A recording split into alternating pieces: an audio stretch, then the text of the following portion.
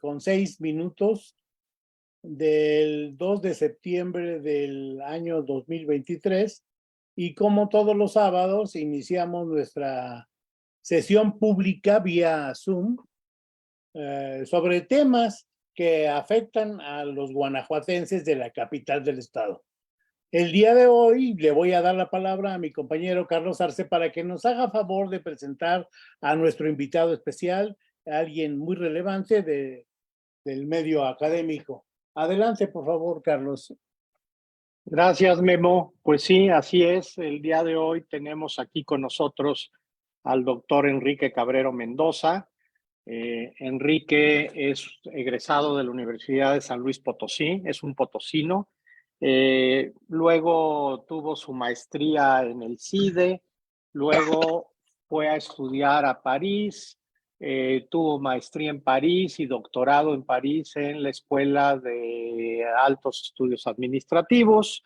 Y es un académico muy, muy importante en México, es un SNI nivel 3, entre otras cuestiones, pues fue el director del Centro de Investigación y Docencia Económicas en la Ciudad de México, pero realmente a veces se pierde, sobre todo por haber tomado las riendas del CONACYT en la anterior administración, que la especialización de Enrique es sobre todo en gestión municipal y gobierno local. Es probablemente el más acabado investigador en cuestiones de administración local en México, y por eso quisimos invitarlo para platicar sobre la administración local. Esa es la causa, su expertise sobre estos temas.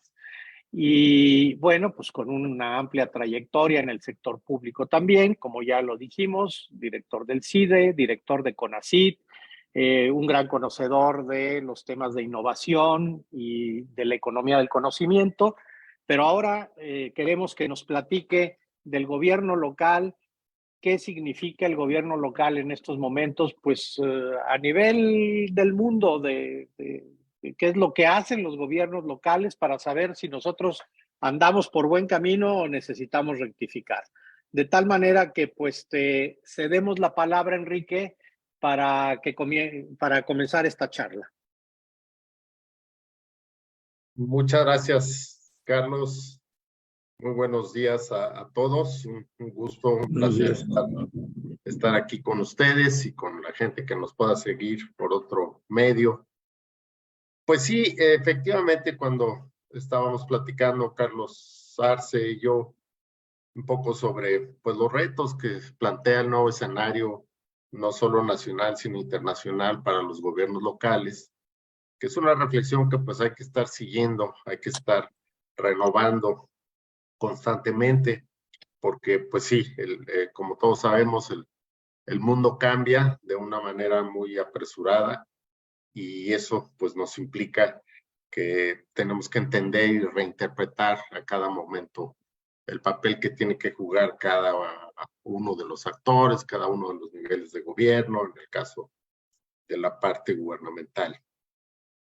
En el caso de los gobiernos locales, sin duda, pues en las últimas décadas hemos asistido a una transformación muy fuerte en el mundo, porque pues las condiciones del contexto van dándole cada vez más un papel estratégico a los gobiernos locales.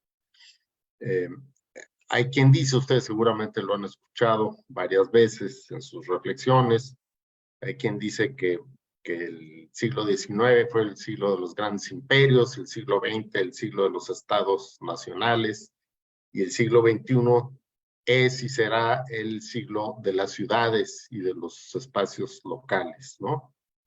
Y bueno, esto un poco se refiere a que efectivamente las nuevas condiciones le van dando pues cada vez un papel más estratégico a los espacios locales.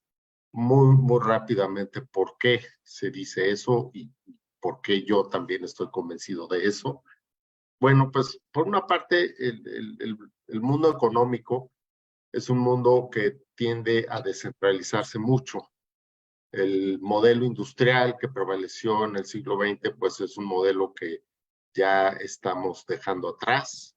Estamos entrando de lleno a la economía basada en el conocimiento, que no quiere decir que termina la industrialización se mantiene, pero las condiciones para esta industrialización son que los países líderes van a ser los que sean capaces de innovar, los que sean capaces de generar nuevas tecnologías, los que sean capaces de generar nuevos conocimientos científicos sobre diversos campos de el quehacer de la sociedad y que estén relacionados a la economía. Entonces, pues esto va llevando a que los factores determinantes ya no residen en las grandes infraestructuras industriales, sino en el talento humano que puedan generar las diversas regiones del mundo, concentrar ese talento humano, vincularlo al sector empresarial, vincularlo al sector gubernamental, y entonces generar esto que varios estudiosos han llamado la triple hélice, ¿no? El nuevo mundo, digamos, del desarrollo tiene que ver con tres factores.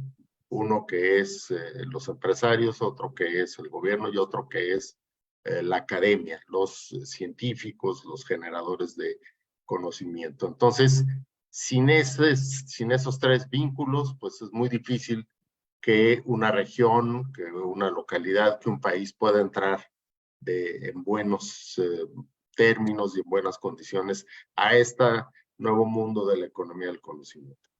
Y resulta que esos tres factores, pues donde se reúnen, donde se integran y donde es posible que trabajen conjuntamente, no es a nivel nacional, es fundamentalmente en las regiones y en los espacios locales. Y son entonces los gobiernos estatales, los gobiernos municipales, los que pueden llevar a cabo esa integración de estos elementos para que pues las economías regionales y locales se vayan transformando en economías basadas en el conocimiento.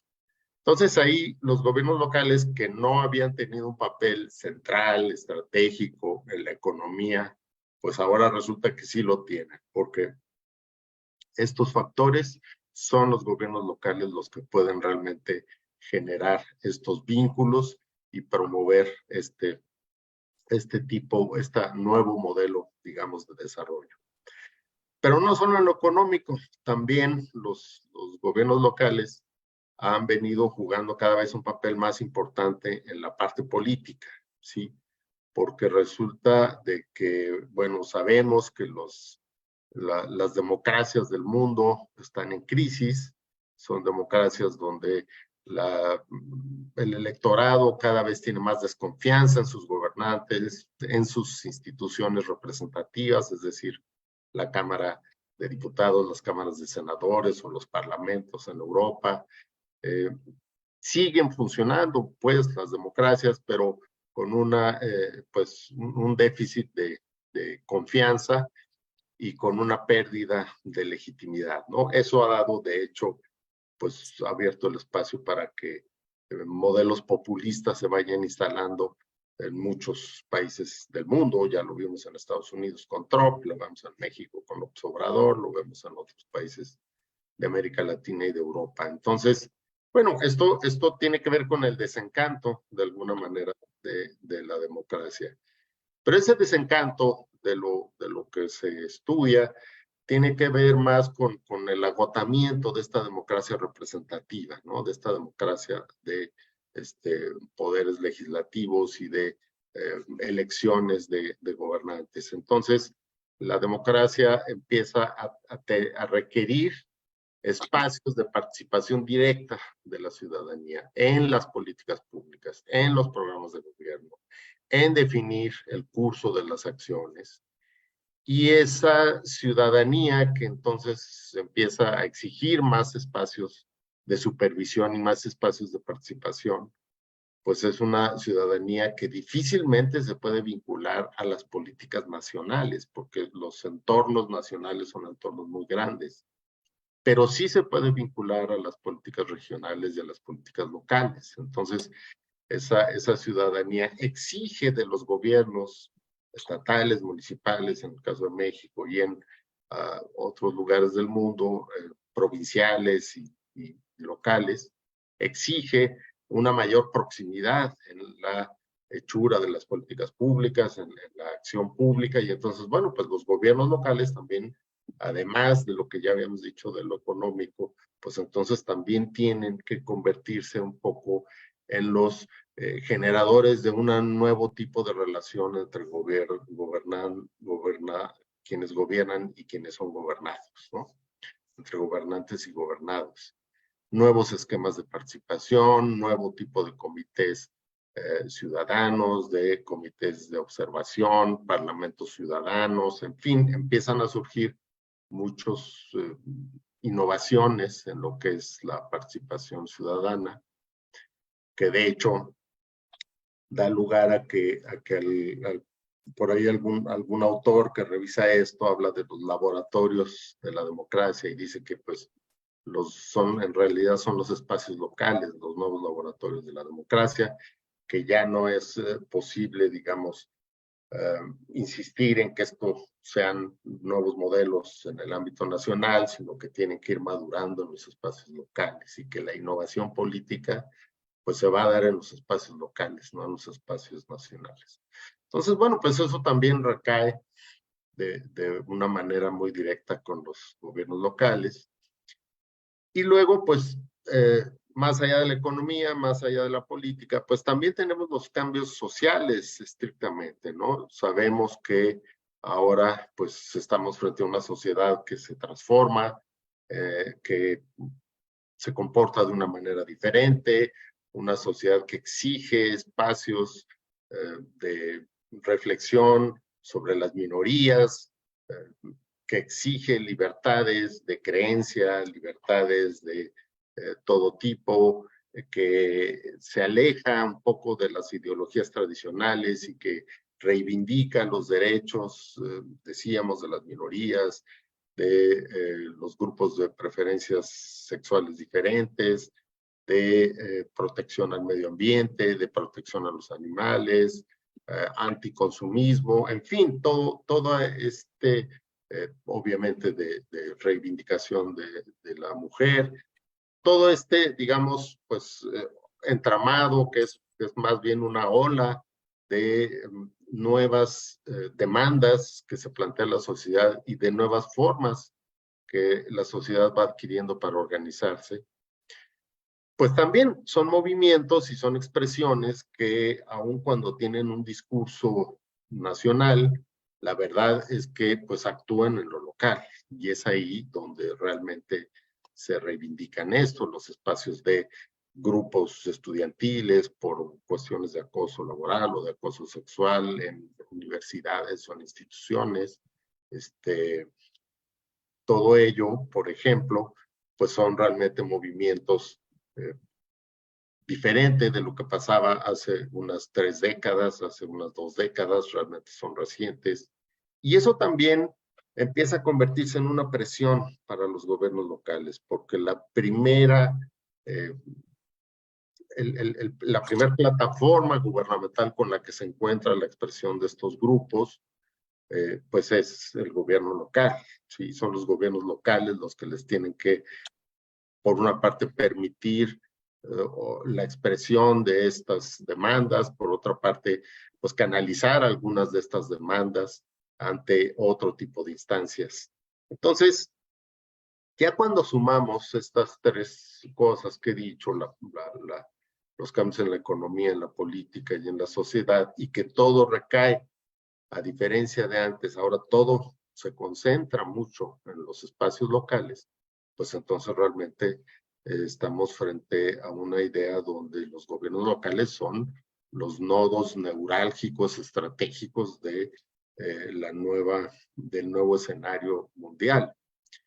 Y esto no es solo una observación académica, en realidad cuando vemos qué ha pasado en muchos países, pues han venido dándose cuenta de esto, los sistemas políticos, los sistemas económicos, y se han preocupado mucho por reforzar a los espacios locales. Se han preocupado mucho por hacer de las ciudades pues, los espacios, digamos, con mayor capacidad de innovación, con recursos suficientes para que puedan promover estos cambios y con también pues, cuidado de que en los espacios locales se puedan dirimir todas estas contradicciones también sociales, políticas que se van expresando en este momento. Y Europa ha trabajado mucho en eso. Europa, por ejemplo, está construyendo su Unión Europea, pese a todos los problemas que han tenido durante ya mucho tiempo, y la salida de Gran Bretaña y todo esto, pero han venido construyendo un sistema federal de 5 niveles, ¿no? Donde hay un nivel que es el nivel supranacional, que es el nivel, digamos, europeo, un nivel de los estados nacionales, Francia, Alemania, Países Bajos, un nivel de las regiones, las provincias de cada una, otro nivel que son las ciudades, las grandes ciudades, y otro nivel que son los espacios locales, las pequeñas comunas, cantones, pequeñas municipalidades.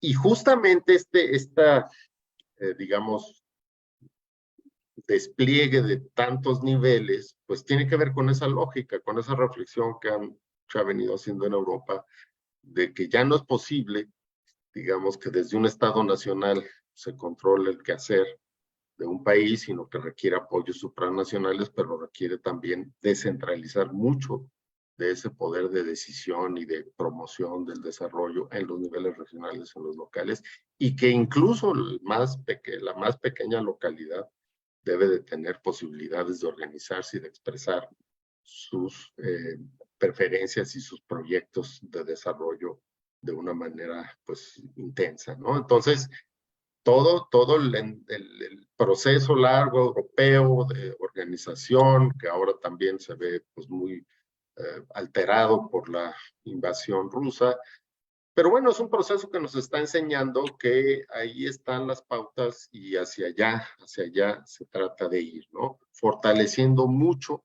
todo el entramado de abajo hacia arriba, desde lo local hacia arriba. Y bueno,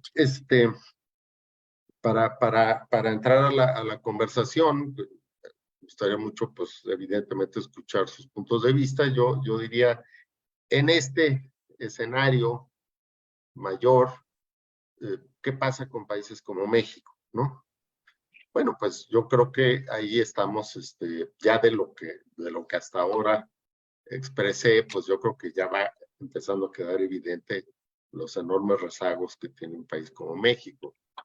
En México estamos empeñados en que la transición democrática, en que el cambio económico y en que la modernización y que el encontrar un sistema que legitime mayor fuerza las acciones y las políticas públicas debe de construirse desde la presidencia hacia abajo. Y pues claramente ese es un esquema ya agotado, digo, ese esquema, pues en la época de Lázaro Cárdenas evidentemente se requería un presidente muy fuerte que organizara, digamos, el conjunto nacional, incluso todavía en los años 80, en los años 90 se requería un presidente fuerte que organizara, por ejemplo, todo lo que es el Tratado de Libre Comercio, y todo este proceso de modernización económica. Pero de los 90 hacia acá ya empieza a ser cada vez más ineficaz la reforma y el cambio desde la presidencia de la República, porque pues ya no tiene los elementos, no es un tema de México, es un tema del contexto mundial. Un presidente ya no puede. Incluso en Estados Unidos el poder presidencial también se está debilitando. Y eso está pasando en todos los países con un sistema federal como el mexicano, pero también los países unitarios. Los primeros ministros, las presidencias se van debilitando. También, pues por esto, porque la economía ya no requiere de ellos de pasar por ahí para entrar a desplegarse en un país. Yo recuerdo que cuando estuve en CONACYT el sexenio pasado, venían grandes empresas extranjeras a mi oficina y pues Carlos Arce tiene mucha experiencia por su trayectoria también en eso, pero venían a mi oficina, a la oficina de CONACYT, yo les decía, oye, pues qué bien, bienvenidos, tómense un café, pero pues bueno, ¿para qué soy bueno, no? Y ellos me decían, pues es que a nosotros no nos interesa llegar ya a la Secretaría de Economía para empezar a ver el tema de la inversión en este país. No nos interesa todavía ir a ver gobernadores, lo que nos interesa es saber dónde está el talento, dónde están las universidades, qué tipo de profesionistas están formando, dónde están los centros de investigación ubicados a nivel nacional. Y nos vamos a conectar directamente con esos espacios que se nos hagan interesantes. Y ya a partir de ahí vamos a empezar a negociar pues, con los alcaldes, con los gobernadores y si es necesario con el gobierno federal. Pero, pues, empresas que ya tienen muy claro que lo que están buscando pues son espacios locales propicios para la inversión y que ya no entran, digamos, desde la presidencia. Todavía, más allá de los enormes esfuerzos que hizo el gobernador de Nuevo León para llevarse la inversión de Tesla a Nuevo León, pues realmente Tesla ya lo había previsto, ya lo había decidido, consideraba que estaban dadas las condiciones en Nuevo León para instalar esta fuerte inversión. Y bueno, luego hizo pues, un poco el juego y obviamente apareció el presidente dando la instrucción de que esa inversión se tenía que ir a otro lugar del país y obviamente no pasó nada porque un presidente no puede canalizar, así sea un presidente profundamente centralizador y profundamente empeñado por reinstalar la figura de un presidente todopoderoso que controla todo. Digo, ese ha sido el esfuerzo de este presidente durante 5 años. Creo yo que sí ha sido una regresión importante, pero no ha logrado realmente su objetivo porque la realidad ya no se lo está permitiendo. En fin, entonces el caso de México claramente es un caso donde pues, los espacios locales, los gobiernos subnacionales, sean estatales, sean municipales, en realidad son estructuras débiles, pensando en toda la agenda que acabamos de comentar. Eso no quiere decir que un gobernador no sea autoritario, centralista y poderoso en su región o un alcalde igual. No, esas personalidades dominantes, centralizadoras y autoritarias las tenemos por todos lados. Pero como estructura, digamos, de gobierno capaz de jugar el papel en lo económico, en lo político y en lo social, realmente son estructuras muy débiles en México, lo cual hace que, pues, si bien este presidencialismo, pues, ayudó con todos sus defectos a avanzar el país hasta los años 80, hasta inicios de los años 90, ahora esto empieza a ser, digamos, un problema, porque pues incluso la llegada de la alternancia, la llegada de Fox, la llegada de Felipe Calderón, pues renovaron un poco la forma de hacer las cosas, pero no lograron realmente fortalecer subnacionalmente a este país. Esto tiene que ver mucho con el sistema político, tiene que ver mucho con las tradiciones, tiene que ver mucho con los miedos infundados a fortalecer el sistema federal. Pero bueno, claramente hoy ya estamos en una cuenta negativa desde hace fácilmente de lo que va del siglo XXI, donde muchos países están fortaleciendo sus gobiernos locales y en México todavía estamos, pues lo que ustedes ven, ¿no? Cabildos donde los miembros del cabildo llegan por las cuotas de partido y no por representación directa de la población, entonces realmente los cabildos no han tenido la legitimidad que, por lo menos en la mayor parte de los municipios de México, un federalismo que no diferencia entre estados y municipios, que a todos los trata igual, siendo que pues, son muy diferentes y entonces es un federalismo que se debilita en sí mismo porque no aprovecha que hay municipios metropolitanos muy avanzados a los que les podía descentralizar más actividades y más potestades, y todo está anclado en una visión única del municipio en México, en una visión única de las entidades federativas, y con un pacto fiscal que yo creo que hay que reconocer que a finales de los 70, que fue cuando empezó este pacto de distribución fiscal, sí fue una solución a un país que recaudaba muy poco. Entonces, esa centralización de parte de las potestades, pues permitió mejorar la recaudación nacional. Pero pues eso fue hace 50 años, ¿no? Entonces, evidentemente urge que renovemos ese pacto fiscal.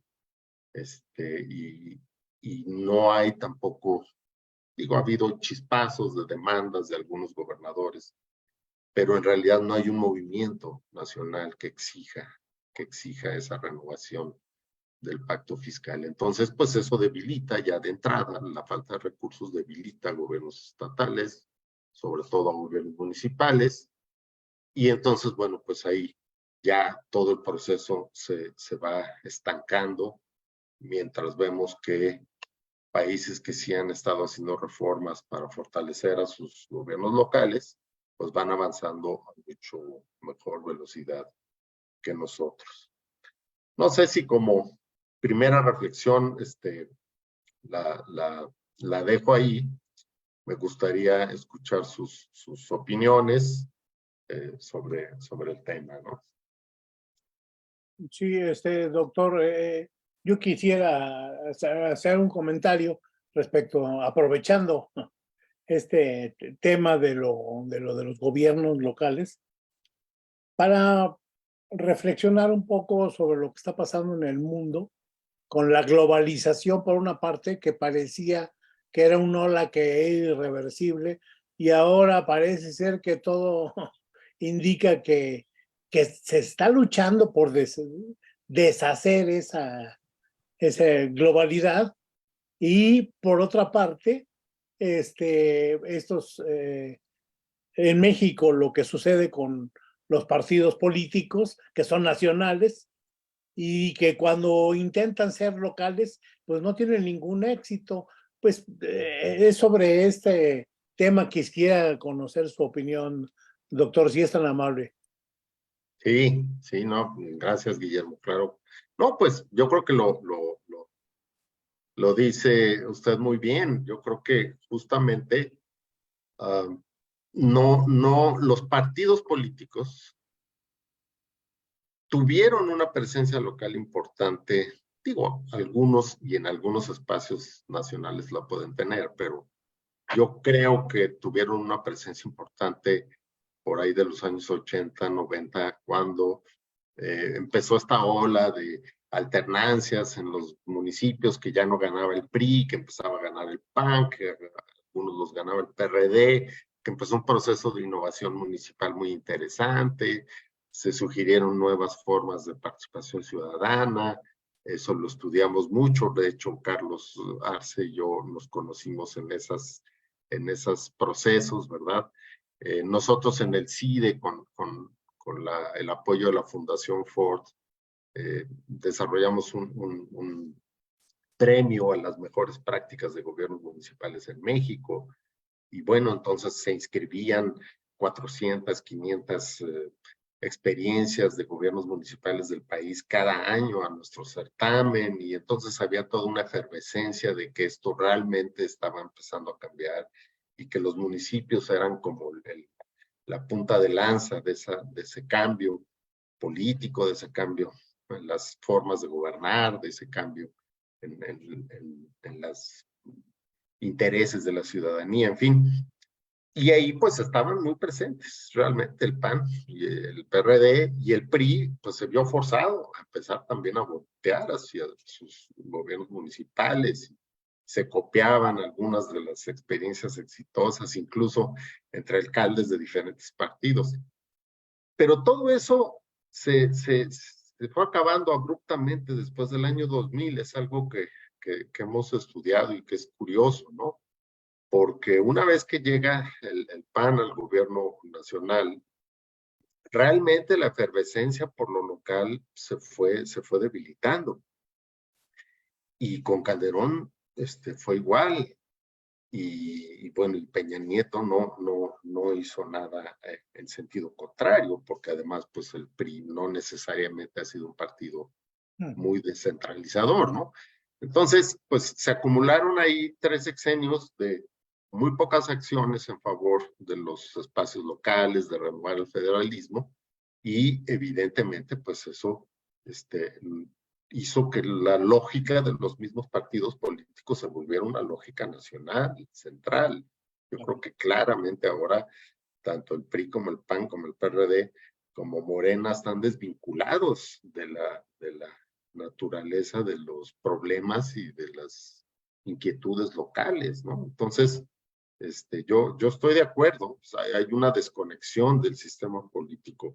Hay algunos países, digo, eso no lo veo factible en México, la verdad, porque esa reforma tendría que pasar por los mismos partidos políticos, pero hay países donde las elecciones municipales no pueden participar los partidos políticos.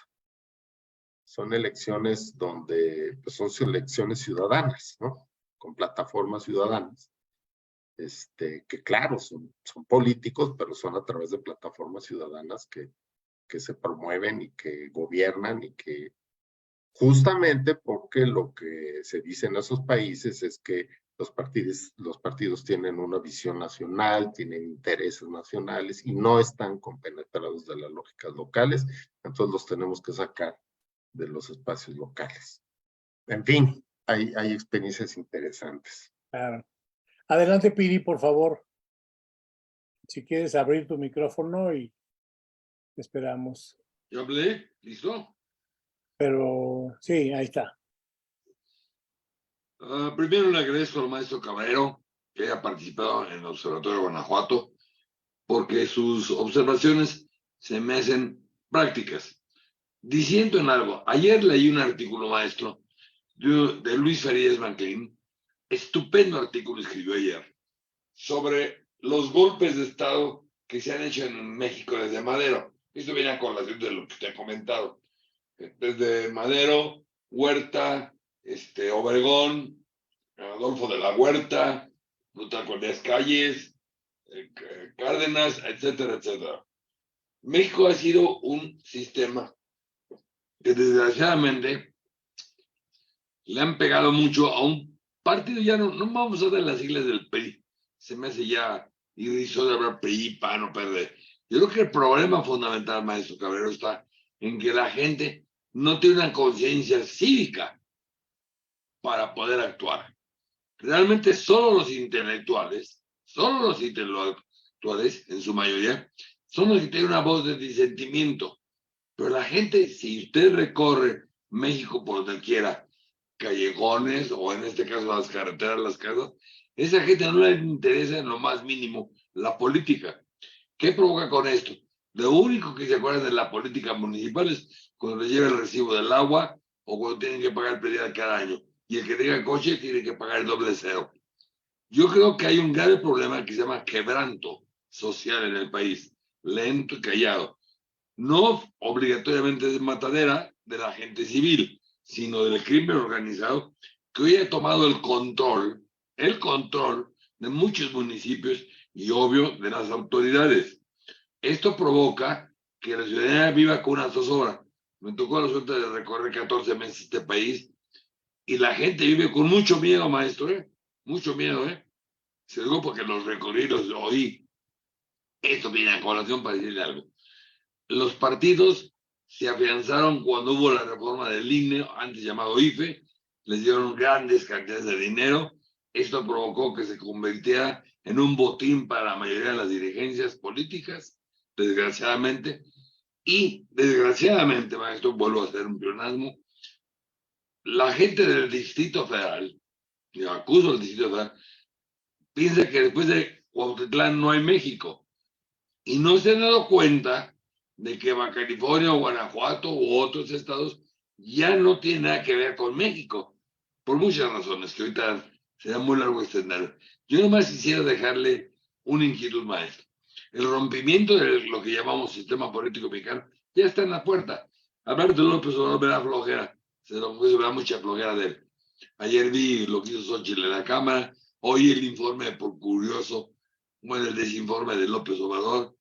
Entonces, ya cuando usted ve tantas mentiras, que con un país, no es cierto que aplaudan, no es cierto que los chairos existan, no, lo que existe es un desinterés de la mayoría ciudadana. Y para finalizar mi intervención, puedo decir, en Guanajuato, en un distrito, cuando vino las elecciones del Frente Amplio por México, un distrito de León de 500,000 gentes, nomás 1% votó. 1% votó. Esto le demuestra a usted el desinterés de la ciudadanía. Vaya usted a lo que pasó en el Estado de México, la gente no salió a votar. ¿Qué estamos sucediendo? Que está quebrado el sistema político mexicano. Y lo más grave es que el señor López Obrador cree que con ese quebranto que trae, que logró hacer el sistema político mexicano, va a gobernarnos más tiempo. Entonces, ¿qué va a venir? Lo de siempre viene en México, por eso hablé al principio. Va a haber otra vez sangre, mucha sangre, porque este país, desgraciadamente, no maduramos en la democracia. Eso es triste, pero no hemos madurado ni hemos madurado. Todo es a base de rumores, a base de chismes, pero pocos estudios. Finalizando, Guanajuato, que es una ciudad en la que nos escuchan al observatorio, tenemos el ejemplo peor de hacer política del PAN, con el presidente municipal y con el gobernador, haciendo actos iguales que los de López Obrador, juntando a la gente. Está en los periódicos, no lo digo yo, y lo que se han gastado en una tarjeta, quién sabe qué, para sacar una candidata del gobernador. Ya caímos en un cinismo político que lleva a lo que hoy digo yo, el rompimiento de la ciudadanía con el gobierno. Esto yo le dejo esa inquietud, que no veo el camino hoy para recomponer la relación ciudadano, olvídense de los partidos políticos, con los gobiernos federal, estatal y municipal. Gracias, maestro. Gracias. Sí. Bueno, no sé si hubiera más comentarios o un poco reacciono a eso. A ver, ahorita con los comentarios de José, a ver si tienes algunas reflexiones, Enrique. Sí, bueno, sin duda, estoy de acuerdo con la mayor parte de lo que dice José.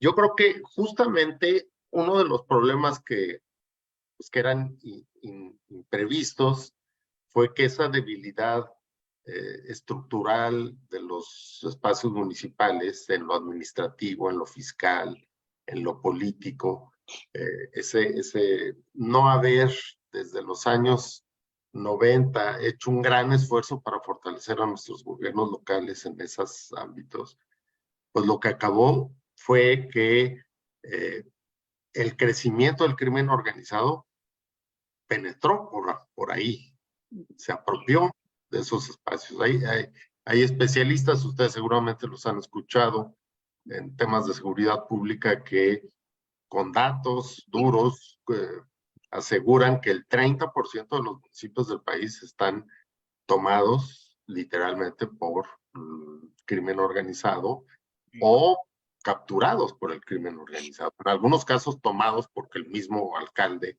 pues es gente que claramente pertenece a los grupos del crimen organizado. En otros será que no pertenece directamente, pero que claramente ya tiene o un compromiso o una amenaza, o como le queramos llamar, pero está realmente funcionando, facilitando la labor del crimen organizado. 30%, estamos hablando de una cantidad enorme de municipios en este país, y eso pues verdaderamente genera un esquema de ingobernabilidad muy fuerte. ¿Cómo entonces ahora empezar por fortalecer a gobiernos locales que ya están en esa dinámica? Pues esa es una tarea que cuando los que estudiamos estos temas en los años 90 decíamos cómo había que fortalecer a los municipios, pues ya es totalmente insuficiente, porque ahora esa agenda, digamos, de la violencia que ha penetrado profundamente la vida de los municipios, pues es un factor mucho más complejo, ¿no? Entonces, ahí yo estoy de acuerdo que esta es, digamos, la peor noticia del ámbito local en nuestro país, la penetración, captura y presencia del crimen organizado, ¿sí? Y que sí, mientras eso no sea por lo menos enfrentado de una manera mucho más sistemática desde las autoridades federales y estatales, pues esos espacios van a ser difícilmente renovables. Sí se puede hacer mucho en términos de reformas y de fortalecimiento de los gobiernos municipales en otros espacios que no están claramente todavía infiltrados por el crimen organizado, o en los municipios metropolitanos, que pues, al ser más grandes, urbanos, pues en ocasiones es más difícil que tengan una captura de ese tipo, ¿no? Pero bueno, yo creo que las dos cosas es parte de la agenda, una agenda muy comprometida con la renovación del federalismo y de los gobiernos locales, ¿no? Yo eso lo he insistido y creo que es algo que deberá de estar en la plataforma del frente, porque si no, pues entonces vamos otra vez a repetir el mismo esquema. No va a estar en la plataforma plena, seguramente no va a estar. No, pues no. Sí debería de estar en la plataforma del Frente Amplio, y también coincido con José plenamente en este desinterés, y es un desinterés fundamentalmente de los jóvenes, lo cual es muy preocupante. Es nada más, yo quisiera decir, no es consuelo de tontos, pero en todo el mundo está pasando esto. O sea, la participación política está cayendo, los niveles de votación en las democracias del mundo están cayendo. Eso es lo que ha abierto mucho también los espacios para los populismos que vemos en el mundo. Y es una preocupación, digamos, de por qué las democracias están en crisis, por qué la participación política ya no cautiva. Pero dentro de ese esquema, a nivel internacional, que ya es un problema del sistema democrático en el mundo hoy, sí creo que hay particularidades en México que lo hacen todavía más grave. ¿Por qué? Pues porque lo que vemos todos los días en nuestros gobernantes, la corrupción, los excesos, el autoritarismo, pues evidentemente alejan mucho más a los jóvenes y a gente que antes participaba, que ahora ya no participa, que dice a mí ya no me hablen de eso, yo ya incluso ni voy a renovar. El otro día con colegas, incluso académicos, gente supuestamente con una conciencia cívica importante, que alguien decía yo ya ni siquiera voy a renovar mi credencial del INE, ¿no? Entonces sí estamos también transitando por esta crisis. Y no se ve que los partidos políticos vayan a ser capaces de renovar el entusiasmo.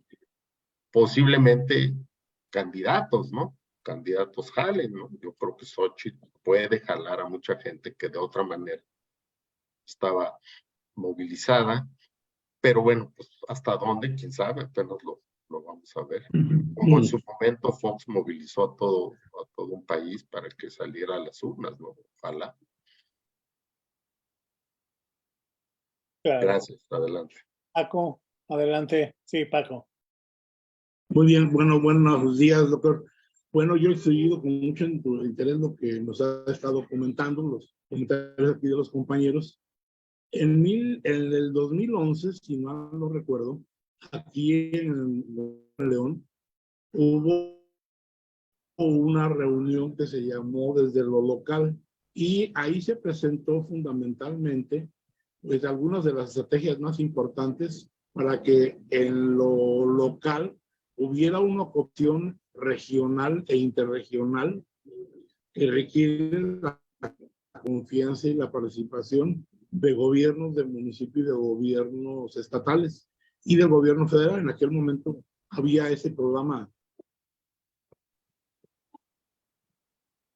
Se nos fue para Paco. Ya me parece que ya... No sé si lo salimos o qué. ¿Ya? Ah, bueno. Ya. Entonces lo que yo veo ahora es que, por una parte, las fuerzas o los aspectos que dañan a la sociedad, como es la corrupción por un lado, por la otra la del crimen organizado, la otra la gran concentración de poder en algunos de los niveles de gobierno en este periodo actual del gobierno federal. Es una concentración monstruosa la que hay, en donde prácticamente desapareció el federalismo y los estados pues han debilitado una asociación como era el Consejo de Gobernadores, que de alguna manera sean contrapesos a lo federal. En este momento esos pasos de alguna manera se han ido hacia un lado y estamos ante la presencia de una autoridad altamente poderosa, con visos de autoritarismo, y que ahora quiere llevar al país a una militarización verdaderamente descomunal. ¿Cómo pueden hacerle frente al crimen organizado las policías municipales si para empezar en algunos casos no existe, si no tienen mandos, si no tienen recursos, si no están capacitados, etcétera, etcétera? Porque en este caso lo local compite con lo nacional, y en ese terreno pues yo no veo cuáles serían las posibles salidas. Los ayuntamientos, que son en un momento dado una entidad que debieran ser representantes de ciudadanos, pues no lo están siendo, sino que representan solamente a grupos de interés que defienden sus privilegios o las formas de... A mí me parece una estación sumamente compleja.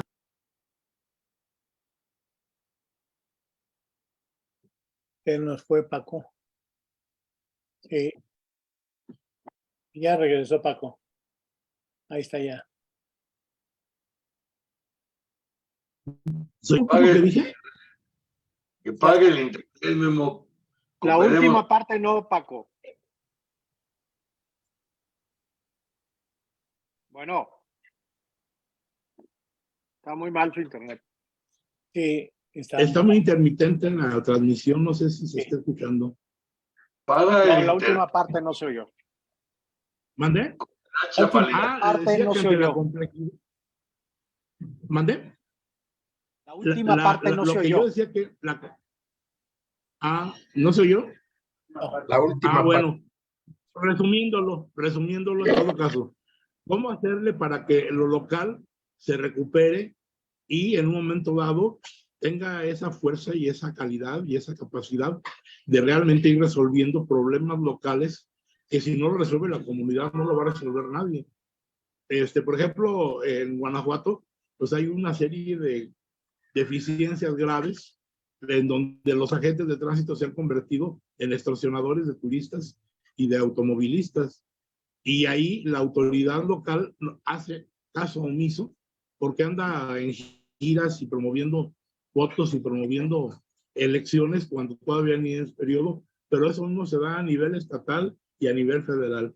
Entonces la cuestión es qué alternativas podríamos encontrar para que lo local vuelva a retomar su fortaleza y su papel realmente estratégico, que pues en un momento dado hemos escuchado que es un poco donde se orienta todo este análisis, ¿no?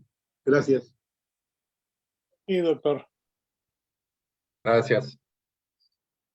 Sí, coincido, Francisco. Yo realmente creo que se necesita algo más que pequeños parches, ¿no?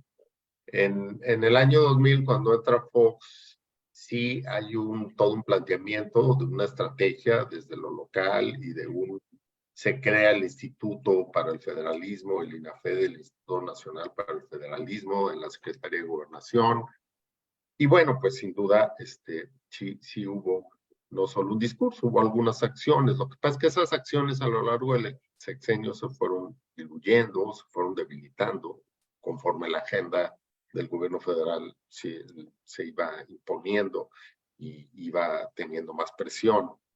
Y no cambió mucho con Calderón y menos con Peña Nieto. Entonces yo creo que es un tema abandonado, ¿sí? Y en la medida que es un tema abandonado, pues lo único que podrá hacer un próximo gobierno es poner esto como una de sus prioridades, convocar a una conferencia nacional para la renovación del federalismo, revisar el rompimiento de la CONAGUA y promover la restitución de la CONAGUA, promover algo que hay en algunos países que es también una conferencia de alcaldes de ciudades importantes que se reúnen y que también tienen un peso dentro del sistema federal. Y bueno, empatar esto, claro, con la estrategia de seguridad pública y con los proyectos descentralizadores de algunas secretarías. La Secretaría de Salud era una secretaría que tenía un nivel de descentralización muy interesante, donde los gobiernos estatales jugaban un papel importante. Todo eso se echó para abajo durante este gobierno, desafortunadamente, y bueno, en parte la tragedia de COVID tiene que ver con eso, con un control excesivo de lo que podían hacer los gobiernos estatales y que al final pues tuvo efectos devastadores, ¿no? Pero bueno, entonces es un gobierno obligado a poner esto como una de sus grandes prioridades. No ha sido la prioridad de los últimos sexenios y urge que sea una prioridad del próximo gobierno el fortalecimiento del federalismo y de los gobiernos locales, sin duda. Muy bien. Sí, Piri, por favor. Maestro, yo soy un escéptico hoy de la realidad política mexicana. Recuerdo cuando estudié Derecho en mi alma mater, la Universidad de Guanajuato, el maestro Ibargüengoitia en Teoría General del Estado hablaba de Kelsen. Yo hoy veo 3 pilares reales de poder en este país: el presidencialismo exacerbado de López Obrador, el crimen organizado y los oligarcas mexicanos que no les gusta la democracia. Esos 3 conforman hoy la crisis institucional de este país. Yo creo, maestro, con todo respeto, y hoy así me voy a ir a un extremo, y lo reconozco como tal, que hasta que no llegue un Black Hawk color negro y baje en la Sierra de Batiguarato, o baje en la Sierra de Batiguarato, este país vuelve a tener orden. Hoy está tomado. Vaya usted a Tierra Caliente, Michoacán, Guerrero, vaya usted al Estado de México en las partes de afuera, venga usted a Guanajuato, ayer fue el día menor de asesinatos, a donde usted asómela, observe, verá que el homicidio, el miedo, la extorsión han crecido de una forma impresionante. De tal manera que yo sí creo que la única forma que este país vuelva a entrar al orden es, y perdón que me ponga en esos extremos, es que bajen los helicópteros estos Black Hawk en la Sierra de Sinaloa. Finalizando, yo, con todo respeto, sin tratar de contradecirlo, y menos usted que es una eminencia, ¿cómo quieren que reorganizar el sistema público federal si el gobernador de Guanajuato, que es de origen panista, porque es la forma ahora de decirle a alguna gente, el señor actúa igual que López Obrador, igualito, junta tarjetas rosas, mete muchísima gente en el estadio y quiere ser una candidata a fuerzas? ¿Cómo puede restaurar un sistema político mexicano cuando el presidente municipal de la ciudad de Guanajuato usa el dinero para la basura, usa el dinero o usa la crisis que hay en el medio de transporte cuando no tiene el menor vocación democrática? Esa es mi crítica fundamental, donde me vuelvo un escéptico de ver de dónde diablos vamos a sacar demócratas. Xochitl Gálvez sola no puede. Xochitl tiene que hacer un gran esfuerzo para juntar a la gente más valiosa de este país, incluyendo usted, para hacer un frente común. Pero mientras no suceda esto y nos enfrentemos a una Cámara de Diputados federal que es 100% buena, ayer la vio usted actuar majaderamente, hostil, etcétera, etcétera. Anoche vimos que Uriel Carmona, ex fiscal o fiscal de Morelos, salía de la cárcel con un amparo y a las 11:30 lo esperaban con otro orden de aprehensión. Eso es lo que estamos viendo en México, maestro. Este terrorismo, tanto del gobierno federal como la ineptitud de los gobiernos locales, o vocación de robar. Entonces, yo la pregunta que dejo al final de toda esta mañana, y se la dejo a usted, ¿cómo cree usted que podamos rehacer el federalismo en México? Rehacer, ya no hablo construir, rehacer. Desaparecieron todas las instituciones democráticas. En otros países podrán los jóvenes no votar, etcétera, etcétera, pero hay instituciones democráticas muy sólidas en Inglaterra, en Estados Unidos, con todos los efectos que tengan. Pero nosotros hemos derruido las instituciones públicas más importantes. Nos queda nada más la Suprema Corte y ahora el INAI.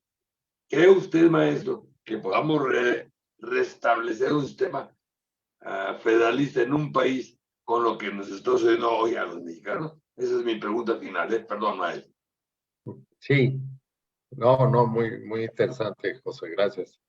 No, miren, pues, digo, ahí sí son percepciones personales. Yo creo que la situación es tan grave como la está describiendo José, pero yo sí creo que antes de los helicópteros que vengan a ametrallar el territorio nacional, hay otras soluciones que todavía podemos construirlas. Es difícil, muy difícil.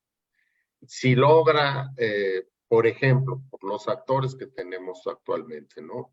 Si Xochitl llegara a cautivar a una buena parte del electorado y gana y convoca a una movilización nacional, hombre, como estas hemos visto movilizaciones para defender al INE, hemos visto movilizaciones para defender a la Suprema Corte, hay toda una parte de la sociedad que está desmovilizada. Yo creo que sí se le puede lograr movilizar. Y entonces, bueno, pues entrar a un proceso de reconstrucción, efectivamente, del Pacto Federal a partir de una conferencia nacional. Y bueno, pues volver a esto que es lo complicado de la democracia, que es ir avanzando gradualmente para restablecer, digamos, un orden democrático en el país. Yo sí creo que todavía es posible esto, porque bueno, pues la otra, efectivamente, yo creo que el riesgo que usted menciona es alto. Vemos a algunos de los candidatos del Partido Republicano en Estados Unidos diciendo hay que definir a estas zonas tomadas por los cárteles mexicanos como zonas terroristas, y entonces tenemos el derecho de llegar, invadir y desarticular esas zonas. Ojalá y no llegáramos a eso, porque creo que entonces sí estamos en una crisis mayor.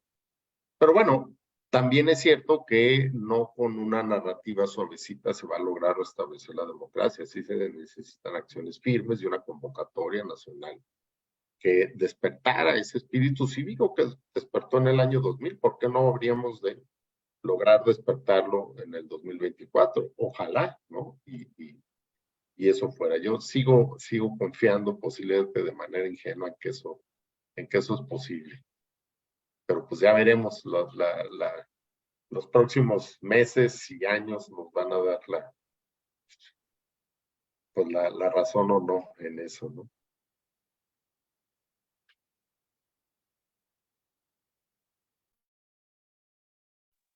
Creo que está apagado el micrófono, Guillermo. Sí, perdón, lo que quería. A ver, adelante, Carlos. Sí. Ok. No, creo que que la charla ha sido muy enriquecedora, y muy interesante. Suscita algunas reflexiones. Una de las primeras reflexiones es la frase de Enrique que dice que las ciudades y los gobiernos locales son los laboratorios de la democracia. Creo que por ahí hay que empezar, o sea, porque si no es muy difícil encontrar la democracia en espacios tan amplios como el nacional. Habría que buscarlo en el local.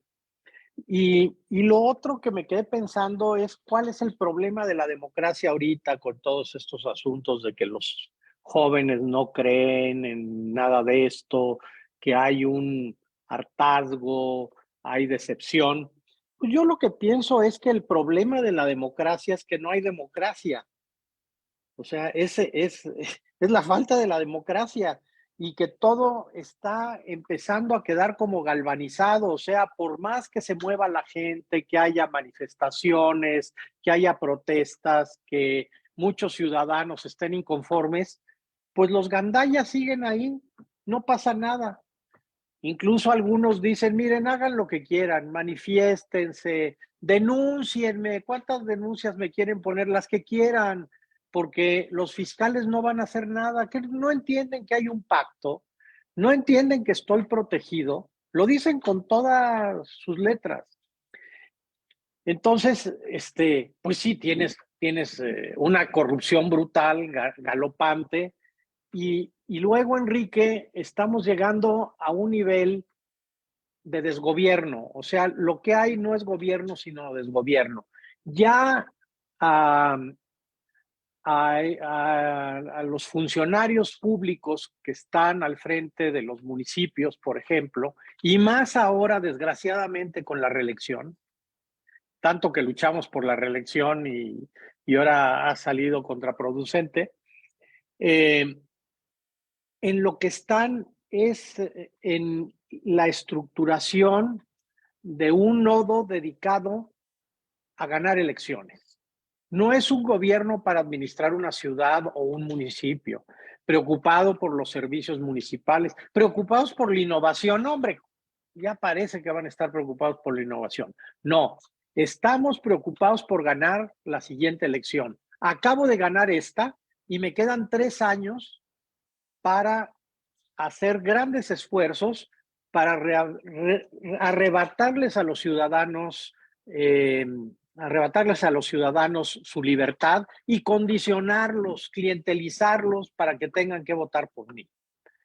Y esta es la historia que va dando la vuelta y que queda ahí ya prácticamente sujeta pues a las costalazos, a los costales repletos de dinero para comprar las elecciones, para comprar el voto, para condicionar el voto. Aquí regalan de todo. Ha habido una cosa muy ecológica, que son los calentadores solares. Pues entonces les regalan calentadores solares previa inscripción con el registro, con la tarjeta del INE, cocinas ecológicas, varillas, tinacos, de lo que sea, pero todo el tiempo están ya en eso. Antes lo veíamos en la época electoral. Parece que los únicos que no lo ven es el INE y el Instituto Electoral de Guanajuato, pero se la pasan en eso, en puros programas de clientelización. Incluso en Guanajuato ahora inventaron que la gente tiene hambre y entonces pusieron también cocinas para dar de comer. Esas cocinas se van a convertir en los centros de coordinación del voto el día de las elecciones. Y entonces, pues tienen como 60 comederos para las gentes y dicen, no, pero claro que tienen hambre, si se llenan las cocinas. No, bueno, pues sí, claro que se llenan las cocinas. Si la gente ve que hay un lugar donde les dan de comer y no les cuesta nada, pues van y se sientan ahí a comer. Bueno, ese es el momento que estamos viviendo. Vivimos y tenemos una administración para las elecciones, exclusivamente pensando en las elecciones. Ya no se piensa para nada ni en cuestión de innovación, por supuesto, pero ni siquiera en la más rústica administración de gobierno. Aquí incluso hasta nos podemos quedar, se nos puede incendiar el tiradero de basura porque porque no tratamos bien los desechos sólidos, y luego pues la nube tóxica se nos vino sobre la ciudad y nos fumamos todos los plásticos y todos los tóxicos que estaban ahí tirados. No nos importa nada. Todo el dinero, toda nuestra acción pública está vertida para obtener los votos a como sea y a lo que cueste. Simplemente está ahí. Pues no sé cómo lo veas. Remato una cosa. Esta es una idea que no es mía, es una idea que yo se la he oído desde hace muchos años a Teresita Rendón, que es una especialista en cuestiones municipales, en el sentido de no confundir el federalismo con el municipalismo. Tere desde hace muchos años dice, claro que no funciona el federalismo para el municipio, pues ¿quién les dice que el federalismo es amigo del municipalismo? Los gobernadores creen que son dueños de los municipios y no es cierto. O sea, son dos políticas totalmente diferentes, pero que tienen que ser manejadas y se trata esencialmente de que haya esas dos líneas. Una, la federalista, para ver cómo se fortalece y cómo se coordina mejor a los estados federados, y el otro, el municipalismo, donde ahí falta una piedra de toque. Tú nos dirás qué piensas, sobre todo para la innovación, que son las grandes ciudades mexicanas. Esas no aparecen por ningún lado, desde el punto de vista del gobierno federal. Gracias. Gracias, Carlos. Sí, muy bien. Pues mira, digo, comparto también mucho de lo que dices, ¿no? Yo creo que claramente, pues, nuestra tragedia, por así decirlo, entre muchas que tenemos en México, nuestra tragedia es que nos llegó esta crisis de la democracia a nivel mundial cuando apenas la estábamos empezando a estrenar, estábamos acercándonos, estábamos creando algunas instituciones. Como ustedes saben, pues las democracias más consolidadas del mundo tienen más de 100 años, ¿no? Funcionando, y en algunos casos más que 100 años, ¿sí? Nosotros teníamos escasos, pues, ¿qué? 20 años, donde medio estábamos empezando a probar algunas de las instancias con las que cuenta una democracia, un INAI, ¿verdad? Que garantiza la transparencia, la rendición de cuentas y que nos permitía, por ejemplo, a los investigadores tener información que antes era imposible obtener para poder hacer un estudio de una política pública, y elecciones transparentes y ya sin control del gobierno en turno, en fin. Realmente estábamos empezando a conocer la democracia, a preparar a las próximas generaciones a que vivieran en un espacio democrático, cuando nos cae una crisis mundial de la democracia, porque la verdad es que eso ha pasado, ¿no? Entonces, sí, muy mala suerte. No logramos madurar a nuestras instituciones democráticas. Es más, pensamos que el INE ya estaba súper consolidado y pues vean lo que ha pasado. Pensamos que el INAI ya desde 2002 para acá pues ya tenía fuerza, pues no, resulta que no la tenía.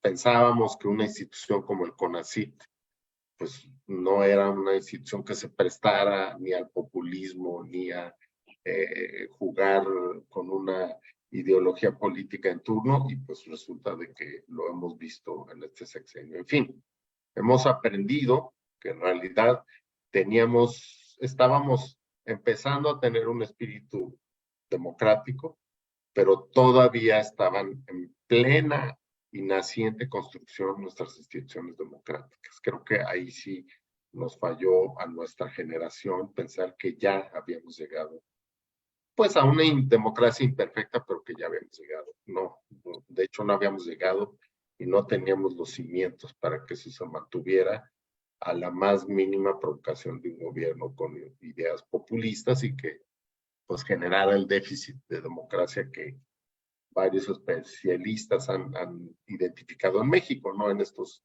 indicadores a nivel internacional de cómo anda el déficit democrático de los países, pues México tiene un déficit muy grande en los últimos años. Entonces, bueno, comparto contigo todo esto, digamos, degradación de lo que pensamos que era el surgimiento de una transición democrática que siempre iba a ser un poco hacia adelante, ¿no? Que podía ir rápido, podía ir lento, pero que siempre iba a ser para adelante, ¿no? Pues resulta que lo que aprendimos es que puede ir para atrás y para atrás. Y muy rápido.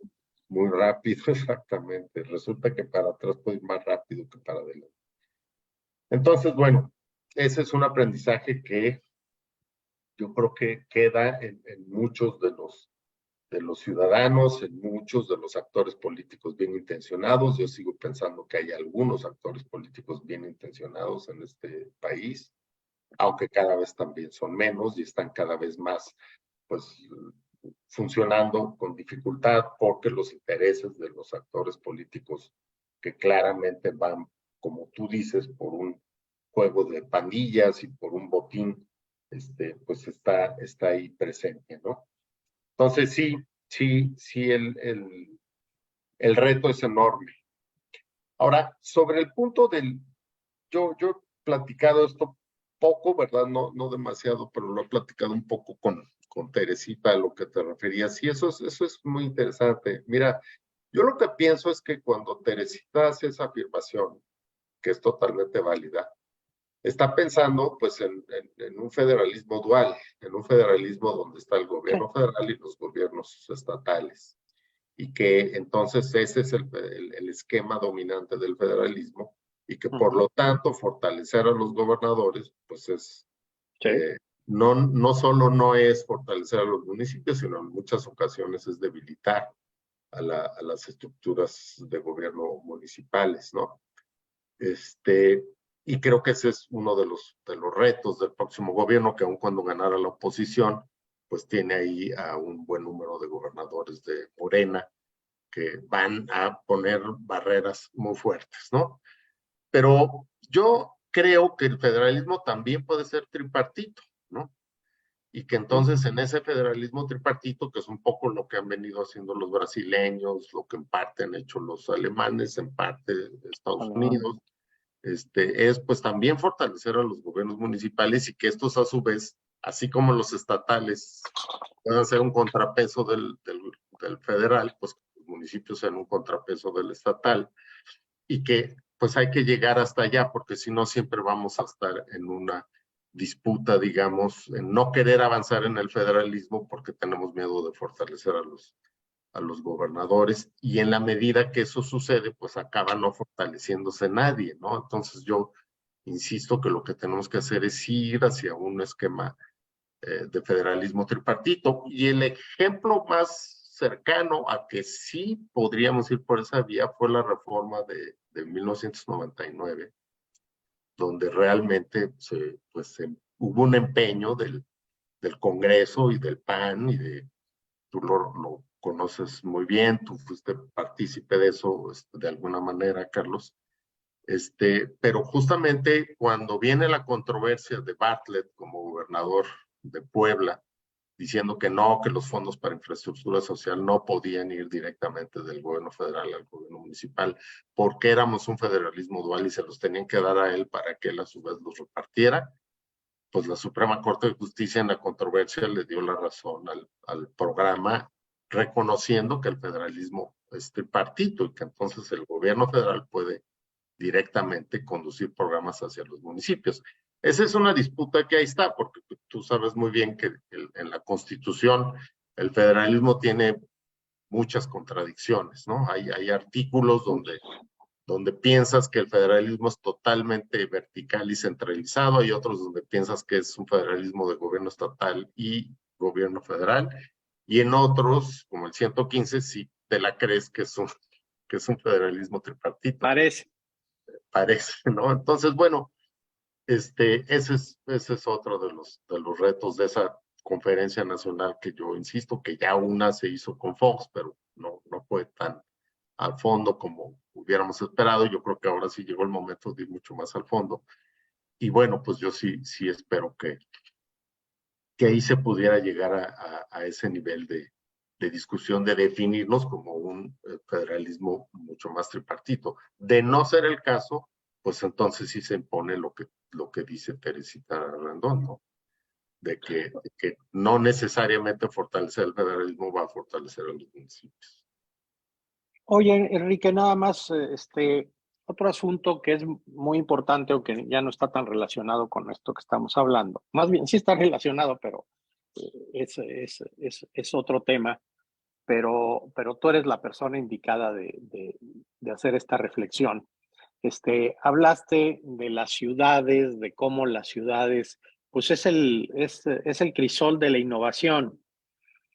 Evidentemente, ahí pues están las universidades, los centros de investigación, y eso pesa mucho. ¿qué tan importante es la Universidad de Guanajuato para el Estado? No solamente digo, tiene diferentes campus y abarca varias ciudades. Y sobre todo, Enrique, aquí estamos inmersos en algo que a mí desde el principio me incomodó el asunto de la mentefactura, que alguien convirtió esto, pues la verdad es que es una campaña publicitaria, pero ¿cómo realmente se hace innovación? ¿Cómo se logra la innovación? ¿Qué está pasando en el mundo y en los países desarrollados para entrar a esta economía del conocimiento de a verdad? Sí, no, pues es todo un tema que Si quieres te nos invitamos otro tocaría. día, pero apúntanos y Sí, hablamos ya nada más de eso. Pero apúntanos nada más sí. No, un mira, poquito el asunto. sí, Carlos, yo creo que evidentemente pues es algo también donde estamos en pañales, ¿no? En México. Ahorita yo estoy ayudando a un paisano, el alcalde de San Luis Potosí, Lo conozco.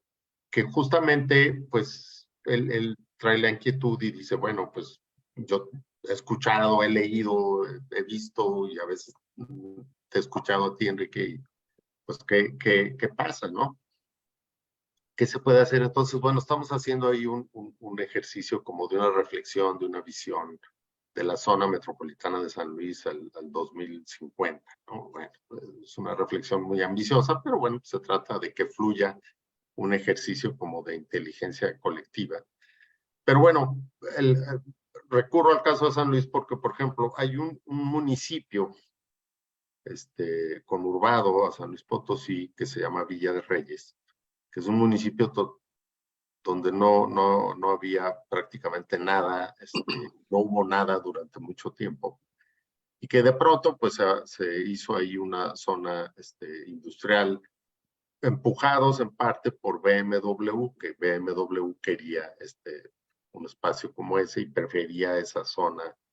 En fin, pero lo que quiero decir es que ni siquiera INEGI reconoce a Villa de Reyes como un municipio conurbado, y cuando hablan de zona metropolitana no lo incluyen. Y entonces él se manejaba en esos términos de la zona metropolitana y pues y yo lo que le decía era, bueno, es que si no juntas a Villa de Reyes, que es donde está pasando todo lo importante, porque no Como solo, Silao. exactamente como Silao, no, o sea, no solo es, como ya saben, la BMW, sino hay ya cientos de empresas de autopartes y relacionadas con la producción de BMW, que ya hizo una segunda planta, por cierto. Entonces ya cuando integras eso y empiezas a concebirte con un área metropolitana más amplia, entonces resulta de que ya empiezas a ver las cosas de otro modo. Y una de las cosas que hemos identificado ahí es, por ejemplo, que las empresas medianas y pequeñas sí traen una capacidad de innovación interesante. Son las asociadas fundamentalmente al sector automotriz, pero sí traen un nivel de innovación. ¿Cómo lo identificamos? Porque son empresas que empezaron a participar muy activamente en aquel programa que tenía CONACYT, que ya CONACYT lo quitó del PEI, del programa de estímulos a la innovación. Y entonces resulta de que no solo son las grandes empresas, sino que hay regiones o zonas metropolitanas en México donde las medianas y pequeñas empresas también traen capacidades de innovación. Eso no quiere decir que ya se ganó la partida, ni mucho menos, porque lo que estas empresas están diciéndonos cuando hacemos algunas encuestas ahí en la zona es de que pues no encuentran el capital humano que requieren, ¿sí?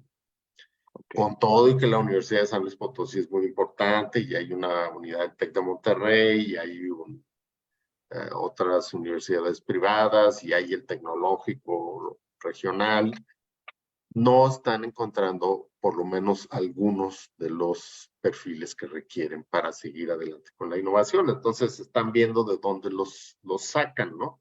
Entonces claramente estás observando primero, una región innovadora que no estaba contemplada en tu zona metropolitana y que la tienes que integrar. Segundo, empresas innovadoras, pero que no están encontrando el talento humano suficiente para poder expandir sus capacidades de innovación. Y entonces, bueno, pues ahí nuevamente te encuentras con la necesidad, que es lo que estamos intentando ahora, que tú sabes que eso es muy difícil. Se pueden imaginar que sentar a los rectores de todas las instituciones locales y decirles que pues no están generando un tipo de talento que se está requiriendo para que necesitan más ingenieros. Más ingenieros con algunas especialidades, más gente que maneje inteligencia artificial, más...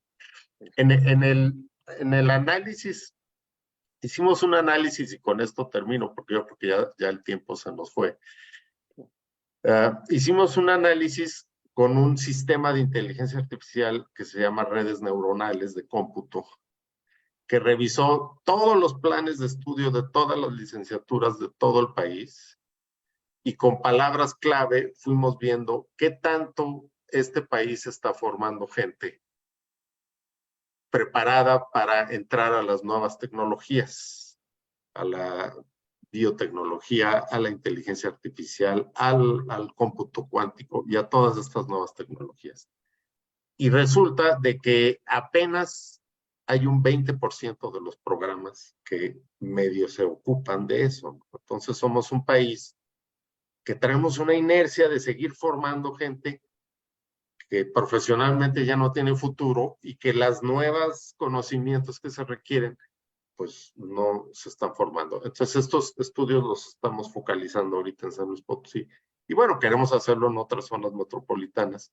Por eso no te contesté lo de Guanajuato, porque en realidad no tengo datos de qué esté pasando en Guanajuato, pero traté de ejemplificar con San Luis que sí, mientras San Luis no dé el paso ahora de ser capaz de generar su propio talento humano y de mejorar infraestructura y muchas otras cosas, pues toda esta energía innovadora se va a dispersar. Por eso los gobiernos locales juegan un papel muy importante en el concepto de innovación, ¿no? No, y nos parecemos mucho a San Luis, o sea, seguramente si haces un seguimiento, no sé, podrán variar un poco los números, hay más tiempo de maduración acá del clúster automotriz, es más grande también, pero seguramente va a haber las mismas condiciones, ¿no? Muy parecidas. Tengo la impresión de que sí es muy parecido. Incluso Aguascalientes empieza a adolecer de lo mismo. Es el mismo caso, claro. Bueno, pero este es el ejemplo de un alcalde que está pensando un poco más allá, ¿no? Claro, sí. Doctor Cabrero, esta sesión es una sesión pública del observatorio que hacemos cada 8 días. No es un programa de radio, no es un programa de televisión. Y hay gente que nos ve y que opina sobre lo que se comenta. Ahorita vamos antes de terminar esta sesión, a leer las reacciones de los que están siguiendo por Facebook Live esta sesión. Adelante, sí, Carlos, si tienes tan amable de leer. Memo, traemos ahora problemas, acuérdate. A ver, déjame ver si puedo. No, aquí lo tengo, ¿eh? Sí. Sí puedo. A ver, Luis Arce y Enrique Avilés están viendo el programa. Lasteaga Garza, ¿qué opina el ponente sobre la intención de algunos estados de separarse del pacto fiscal bajo el argumento, cierto, de que son los que generan la mayor cantidad de ingresos fiscales y, sin embargo, lo que se les asigna de participaciones es bastante menor y a los estados del sur que menos generan se les mandan más participaciones? Luis Arce, en México, ¿qué motiva a una persona a desear un cargo público?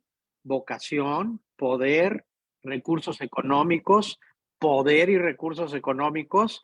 Es obvia la respuesta. Para que este perfil de personas llegue a ocupar los puestos ambicionados, requieren la complicidad de los actuales grupos políticos, además de la adquisición de votos, accesando a gobernar no para la gente y solución de sus problemas, lo hacen para satisfacción de sus ambiciones, de tal forma que lo que menos se pinta en estos escenarios es el concepto democracia. Eleonora Villegas, coincido con el invitado, la participación política no cautiva a la juventud, a excepción de quienes buscan beneficios económicos individuales o de grupo, como es el caso de la capital, me imagino que ha de ser Guanajuato.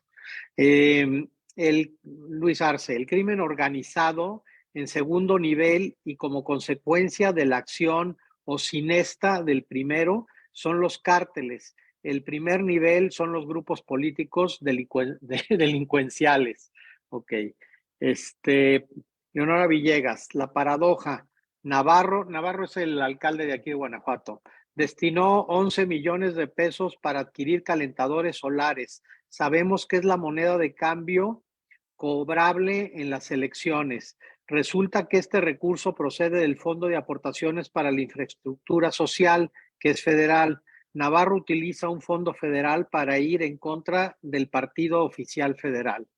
Bueno, pero tampoco es el dueño de los dineros públicos y de los programas sociales.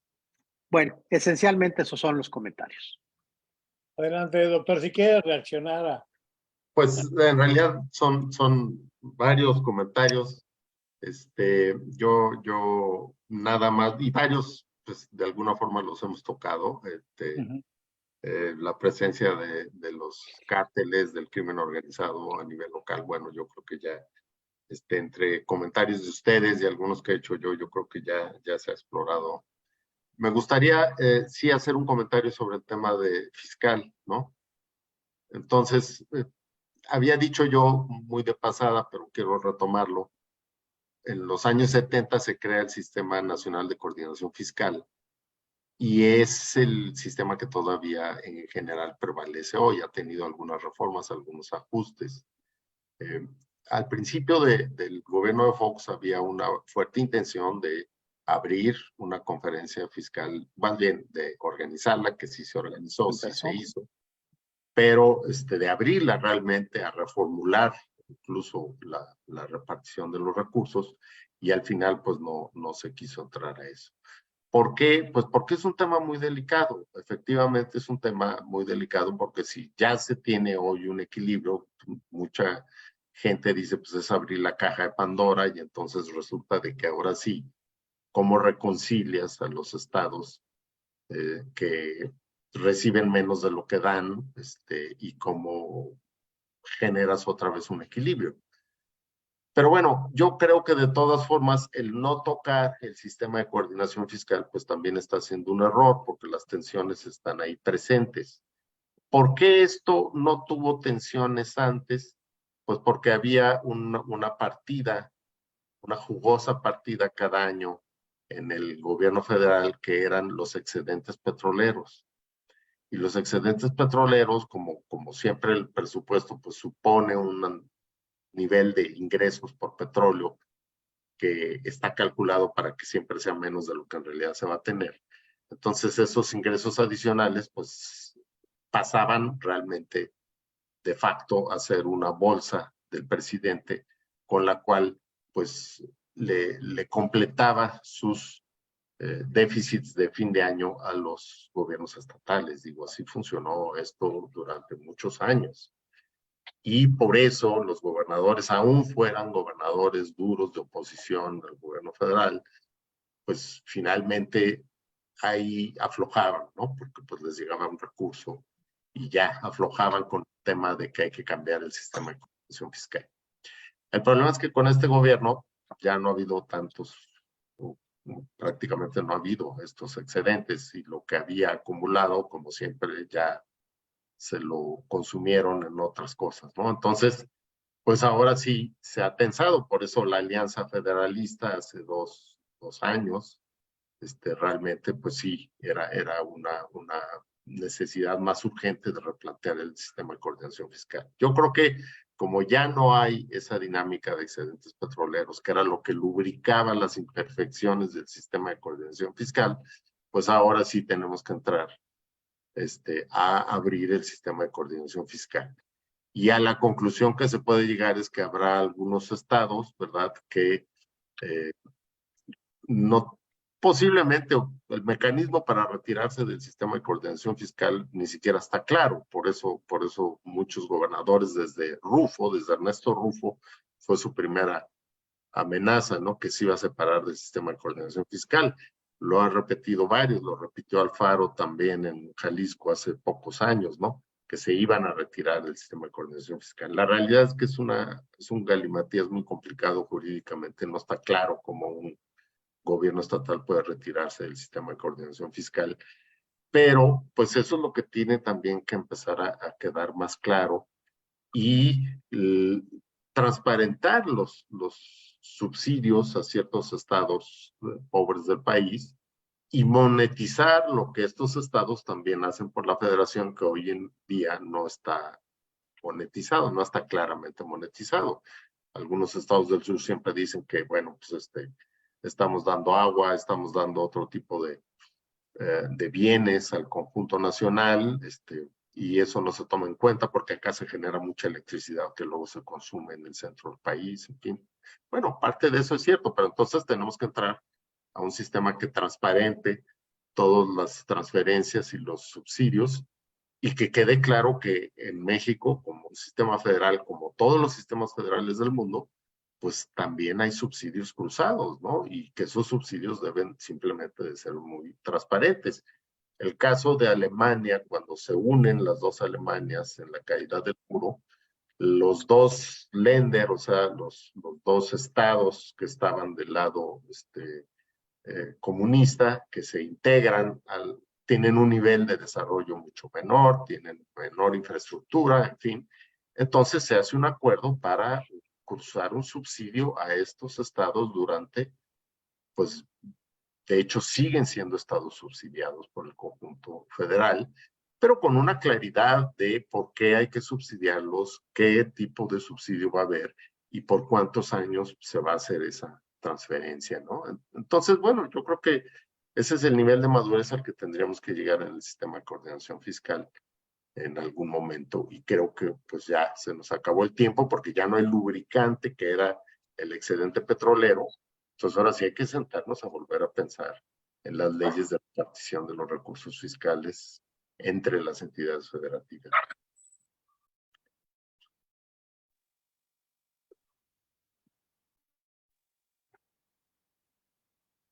Sí, bueno, pues Reformas.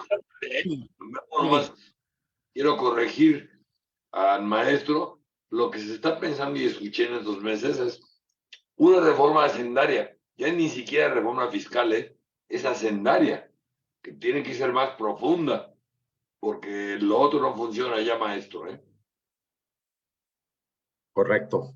Sí, puede ser, digamos, fiscal en términos de las reglas de distribución y hacendaria en los mecanismos. Así es. Ejercicio de la política de cada estado, sí, estoy de acuerdo. pues muchas gracias, doctor Cabrero, por su presencia, su valiosa participación. A mis compañeros también les quiero dar las gracias por haber participado en esta sesión de este tema tan interesante, y nos quedamos pendientes con el doctor Cabrero para ampliar algunos temas que se quedan en el tintero. Muchas gracias, buenas tardes, buen provecho, hasta pronto. Muchas gracias a todos, mucho gusto. Hasta luego. Gracias.